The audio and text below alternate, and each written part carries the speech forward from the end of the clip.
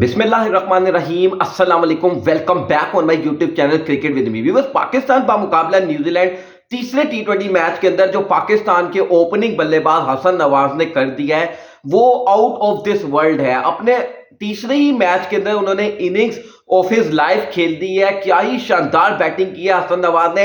वो कारनामा जो कि उन्होंने अब से पहले डोमेस्टिक क्रिकेट में भी अंजाम नहीं दिया था वो उन्होंने इंटरनेशनल क्रिकेट में अंजाम दे दिया है। और हसन नवाज की इस बल्लेबाजी के ऊपर फॉर्मर ऑस्ट्रेलियन क्रिकेटर 2 बार बल्कि I think 3 bar world cup winning team के रुकन रिकी पॉन्टिंग ने बड़ा दावा किया है हसन नवाज को लेकर। और रिकी पॉन्टिंग ने साथ ही साथ हसन नवाज और साइम अय्यूब को लेकर भी एक बड़ा दावा किया है। आखिर क्या कहा है रिकी पॉन्टिंग ने, आज की इस वीडियो में आप लोगों के साथ शेयर करूंगा। तो वही दूसरी तरफ Irfan Pathan, former Indian cricketer Irfan Pathan ने काफी ज्यादा तारीफ की है हसन नवाज की। और उन्होंने हसन नवाज को भारत के एक क्रिकेटर के साथ कंपेयर किया है। आखिर किसके साथ कंपेयर किया है हसन नवाज को, भारत के किस क्रिकेटर के साथ कंपेयर किया है, आज की इस वीडियो में उस सवाल से भी करेंगे बाद। मगर सबसे पहले आप लोगों की दरख्वास्त है हमेशा की तरह कि अगर आप पहली मर्तबा मेरे इस यूट्यूब चैनल पर आए हैं तो फिर सब्सक्राइब करे बिना बिल्कुल मत जाइएगा। वीडियो को लाइक करके बेल के आइकन को दबा दीजिएगा ताकि हर लेटेस्ट वीडियो की अपडेट सबसे पहले आप तक पहुंच सके। बस पाकिस्तान बामुकाबला न्यूजीलैंड तीसरा टी20 मैच अहमियत का हामिल था। इतनी ज्यादा इस मैच की अहमियत थी कि अगर पाकिस्तान इस मैच को हार जाता तो पाकिस्तान सीरीज को भी हार सकता था, बल्कि हार सकता क्या था, पाकिस्तान सीरीज को भी हार जाता। लेकिन जब न्यूजीलैंड की टीम ने बल्लेबाजी की और न्यूजीलैंड की टीम ने 19.4 ओवर्स के अंदर अपनी 10 की 10 विकेटें गंवाकर 204 रन बनाए तो लगा कि पाकिस्तान के खिलाफ न्यूजीलैंड ने पहाड़ जैसा हदफ खड़ा कर दिया है और अब पाकिस्तान के गेंदबाजों ने अच्छी गेंदबाजी नहीं की और बल्लेबाजों के लिए मुश्किल हो जाएगा। लेकिन रेस्ट इज हिस्ट्री। जब पाकिस्तान के बल्लेबाजी करने के लिए आए, ओपनिंग पार्टनरशिप जो मोहम्मद हारिस की, विकेटकीपर बल्लेबाज मोहम्मद हारिस और हसन नवाज की रही, 74 रन पावर प्ले के अंदर बना दिए। और क्या ही दिलकश बैटिंग की दोनों के दोनों बल्लेबाजों ने। और यहां पर आज जब मैंने पाकिस्तान के रन चेस को देखा ना, 204 रनों का टारगेट पाकिस्तान ने 16 ओवर्स के अंदर अचीव किया।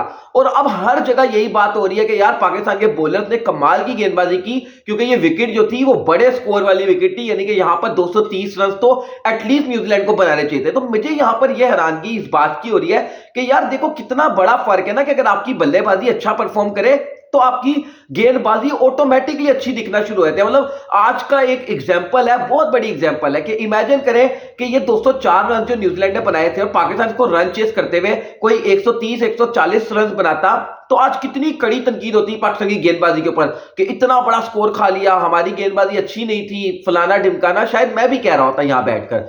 लेकिन वही पाकिस्तान की गेंदबाजी इतनी अच्छी लगनी शुरू हो गई जब पाकिस्तान के बल्लेबाजों ने 16 ओवर्स के अंदर टारगेट को चेस कर लिया तो पता ये लगा कि यार पाकिस्तान के बॉलर्स ने बॉलिंग बहुत अच्छी की थी। अदरवाइज जैसे मैंने पहले भी कहा कि 230 240 की विकेट लग रही थी। तो well done to Pakistan bowling. और खास तौर पर जो हारिस रऊफ का कैच था, मैंने आपको पहले भी एक वीडियो के अंदर बोला था कि वो जो हारिस रऊफ का कैच था ना, फिन एलन का जो उन्होंने कैच पकड़ा था हारिस रऊफ ने शाहीन शाह अफरीदी की बॉलिंग पर के ऊपर, वो गेम चेंजिंग था। क्योंकि फिन एलन जिस तरह के वो बल्लेबाज है, ऑलरेडी आपको पता है कि वो पाकिस्तान के खिलाफ 137 रनों की इनिंग्स खेल चुके हैं और उस 137 रनों की इनिंग्स में उन्होंने गालिबन 16 छक्के लगाए थे। तो he can do whatever he wants to do against Pakistan, मतलब सीधी सी बात है। तो उनकी विकेट बहुत क्रूशल थी और वहां पर हारिस रऊफ ने जो कैच पकड़ा था it was a mind blowing catch. वो शाहीन शाह अफरीदी की विकेट नहीं थी, मुझे लगता है वो हारिस रऊफ की विकेट थी। अभी जवाब में खैर बाय द वे हारिस रऊफ ने बॉलिंग भी बड़ी अच्छी की है, ना सिर्फ उनकी फील्डिंग बल्कि उनकी बॉलिंग भी आज शानदार किस्म की रही है। तो जब पाकिस्तानी टीम ने गेंदबाजी कर ली उसकी वजह पाकिस्तान ने रन चेस किया। हसन नवाज तो मतलब आउट ऑफ दिस वर्ल्ड है ना, मैं मतलब जितनी बात करूं उनकी उतनी कम है। हसन नवाज और मोहम्मद हारिस 74 की पार्टनरशिप, उसके बाद 74 की पार्टनरशिप खत्म होने के बाद आप दूसरी पार्टनरशिप लगा लें, तकरीबन 130 140 रनों की हमारी दूसरी विकेट पे पार्टनरशिप बन गई। मतलब पहले ओपनिंग पार्टनरशिप 74 की और फिर 130 140 रनों की दूसरी विकेट के बाद पार्टनरशिप बन गई, जो कि पाकिस्तान की हिस्ट्री की सबसे बड़ी पार्टनरशिप है सलमान अली आगा और जो हसन नवाज है उनके दरमियान। अच्छा, अब जो हसन नवाज ने बैटिंग की है ना वो तो आउट ऑफ दिस वर्ल्ड थी, लेकिन अब हसन नवाज की बल्लेबाजी के ऊपर farmer Australian cricketer Ricky Ponting ने बड़ी बात किया। रिकी पॉन्टिंग ने कहा है कि when I saw Hasan Nawaz batting, मैं हैरान होता हूं कि यार पाकिस्तान के पास टैलेंट की कमी नहीं है, but why they lacking so behind in international cricket. उन्होंने कहा कि जब पाकिस्तान के भाई इतना अच्छा मैं टैलेंट देखता हूं, वेदर इज बॉलिंग और इज बैटिंग, मतलब हैरान की होती है कि फिर पाकिस्तान इंटरनेशनल क्रिकेट में अच्छा क्यों नहीं कर रहा। रिकी पॉन्टिंग ने कहा कि आप 2023 का ओडीआई वर्ल्ड कप देखें, लगता लगे पाकिस्तान अच्छा करेगा, लेकिन एट दी एंड पाकिस्तान ने फाइनल 4 के लिए क्वालिफाई नहीं किया, हत्ता कि पाकिस्तान अफगानिस्तान से भी हार गया। फिर आप 2024 का टी20 वर्ल्ड कप देखें, यूएसए के अंदर पाकिस्तान की परफॉर्मेंस बदतरीन रही, यूएसए के हाथों पाकिस्तान मैच हार गया और टूर्नामेंट से बाहर हो गया सुपर 8 से ही पहले। फिर 2025 की चैंपियंस ट्रॉफी कोई एक्सक्यूज ही नहीं है, आपके अपने घर में खेली जा रही थी, वहां आप न्यूजीलैंड को नहीं हरा सके, दुबई में जाकर आप भारत को नहीं हरा सके और फिर एक बार फिर से पहले राउंड से बाहर हो गए। लेकिन रिकी पॉन्टिंग ने कहा कि राइट नाउ, अभी मैंने रिसेंटली देखा था जब दौरा ऑस्ट्रेलिया पर पाकिस्तानी टीम दौरा ऑस्ट्रेलिया पर आई हुई थी, तो वहां पर साइम अयूब जिस तरीके की बल्लेबाजी कर रहे थे तो हैरानगी हो रही थी कि यार how talented Saim Ayub is. उन्होंने कहा कि आज जब मैं हसन नवाज को देखता हूं और जब मैं ये सोचता हूं कि यार जब ये दोनों इकट्ठे होकर पाकिस्तान के लिए खेलेंगे, राइट नाउ तो साइम अयूब इंजर्ड है, लेकिन जब साइम भी फिट हो जाएगा, हसन नवाज भी अगर इसी तरीके से कैरी ऑन करते हैं तो क्या ही शानदार ओपनिंग होगी पाकिस्तान के लिए। और मैं यहां पे viewers to be very honest Ricky Ponting की बात से 100% एग्री करता हूं। और कहीं यहां पर मैं अगर थोड़ा सा एड ऑन करूं तो आप इमेजिन करें ना कि यहां पर मोहम्मद हारिस भी आपके बैटिंग लाइनअप पे हो, फिर हसन नवाज हो, साइम अयूब हो, फिर फखर जमान आपकी बैटिंग लाइनअप पे हो, तो ऑल ऑफ अ सडन आपकी टीम जो है वो डेंजरस लगनी शुरू हो जाती है, बल्कि एक्स्ट्रा ऑर्डिनरीली डेंजरस लगने लग जाती है।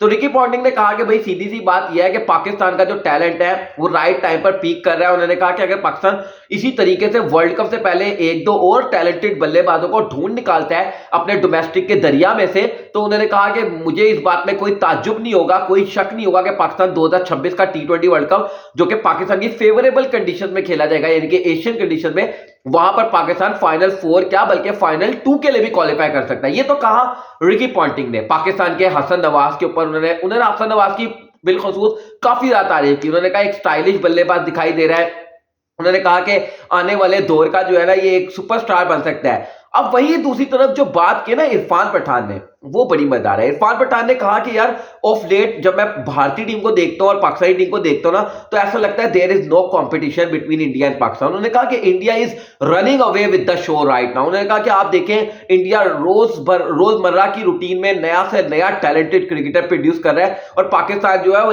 Lacking behind when it comes to playing against India. उन्होंने कहा कि अब जब मैं पाकिस्तान के इस बल्लेबाज हसन नवाज को आज बैटिंग करते हुए देखता हूं, उन्होंने कहा कि मुझे दिली खुशी हुई है हसन नवाज को देखकर, क्योंकि उन्होंने कहा कि मुझे हसन नवाज के अंदर कहीं ना कहीं अभिषेक शर्मा की झलक दिखाई दी। उन्होंने कहा कि अभिषेक शर्मा अगर हमारे पास है, अब जब पाकिस्तान और इंडिया का नेक्स्ट टी20 में टाकरा होगा, तो उन्होंने कहा कि चलो कम से कम अब हम ये देखेंगे कि अगर हमारे पास अभिषेक शर्मा है तो पाकिस्तान के पास भी हसन नवाज है। उन्होंने कहा कि हमारे पास सूर्य कुमार यादव या यशस्वी जायसवाल है, तो पाकिस्तान के पास भी जो है ना साइम अयूब की सूरत में बल्लेबाज है, मोहम्मद हारिस की सूरत में। उन्होंने कहा मोहम्मद हारिस का तो मैं फैन तब से ही हूं जब उन्होंने टी20 वर्ल्ड कप में साउथ अफ्रीका के खिलाफ बल्लेबाजी की थी 2022 की टी20 वर्ल्ड कप में। तो उन्होंने कहा कि पाकिस्तान का टैलेंट भी अब ऐसा लग रहा है कि पाकिस्तान भी इंडिया को कंपीट करने के लिए तैयार है। वहीं दूसरे उन्होंने ये भी बोला इरफान पठान ने, उन्होंने कहा कि दिस इज व्हाट हैपन, कि जब आप अपने यंगस्टर्स को चांस देते हैं तो फिर ये होता है। उन्होंने कहा कि आप बाबर रिजवान के साथ बड़े अरसे से स्टिक कर रहे थे, नो मिस्टेक, बाबर और रिजवान भी अच्छे बल्लेबाज हैं, लेकिन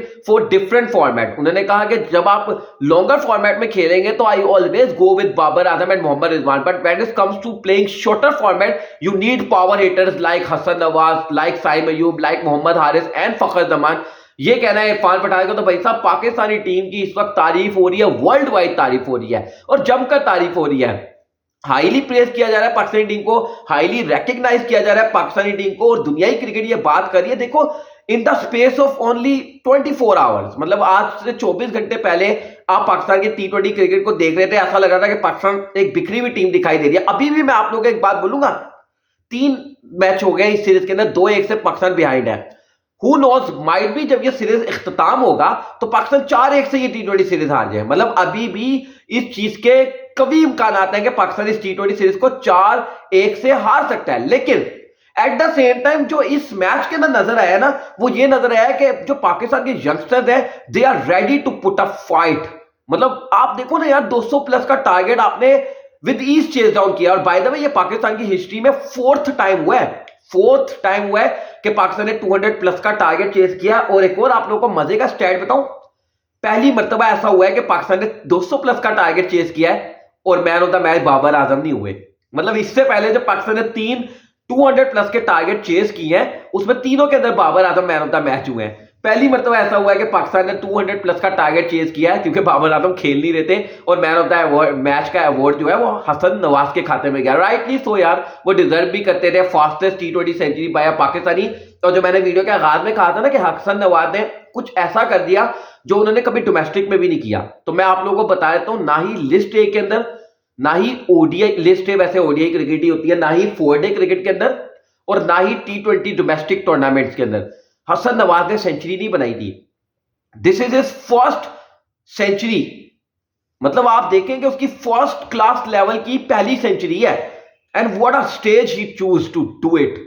मतलब आप चेक करें कि what a stage, what a time, what an opposition, my god, everything clicked for Hasan Nawaz. और ये कहीं ना कहीं आप माजी में भी देखें, पाकिस्तान ऐसा एक्सेप्शनल टैलेंट लेकर आता है। आप इमरान खान की स्टोरी सुने, वसीम अकरम को 92 के वर्ल्ड कप में all of a sudden team में इंक्लूड किया गया, Inzamam ul Haq all of a sudden आए और फिर दुनिया में इसमें छा गए। तो Pakistan all of a sudden ऐसे ही एक्सेप्शनल क्रिकेटर्स लेकर आता है। एंड हु नोज कि हसन नवाज भी उन एक्सेप्शनल क्रिकेटर्स में से एक हो, क्योंकि हसन नवाज देखा जाए तो आपके डोमेस्टिक सर्किट में रगड़ा खाकर नहीं आए आपकी टीम के अंदर। हाँ, ये वाली बात जरूर है कि मैं अब ये बात जरूर बोलूंगा कि अब जरूरी नहीं है कि आपने अभी डोमेस्टिक में रगड़ा नहीं खाया और आप इंटरनेशनल में आ गए हो तो अब आप बाद में भी डोमेस्टिक ना खेलो। अभी हसन नवाज ने बहुत कुछ अचीव करना है। Now he need to focus on his domestic cricket as well. आपको अभी PSL में फोकस करना है, आपने अभी पाकिस्तान के लिए आगे बहुत कुछ अचीव करना है। But well done to Hasan Nawaz. Hasan Nawaz की तारीफें इस वक्त दुनिया में जितनी भी लोग कर रहे हैं यार, वो डिजर्व करता है। ही अर्न एवरीथिंग। उसने सब कुछ जो है ना वो कमाया है। और जब आपने कुछ कमाया होता है ना, उसका फिर मजा भी थोड़ा सा अलग ही होता है। मतलब आपको कुछ मिलता है प्लेट में रखकर और कुछ आप कमाते हो। जो प्लेट में रखकर मिलता है उसका वो मजा नहीं होता जो आप खुद कमाते हो। और हसन नवाज ने ये सब कुछ कमाया है। Well done to Hasan Nawaz यार। Well played Mohammad Haris, well played Salman Ali Agha, well played Pakistan cricket team.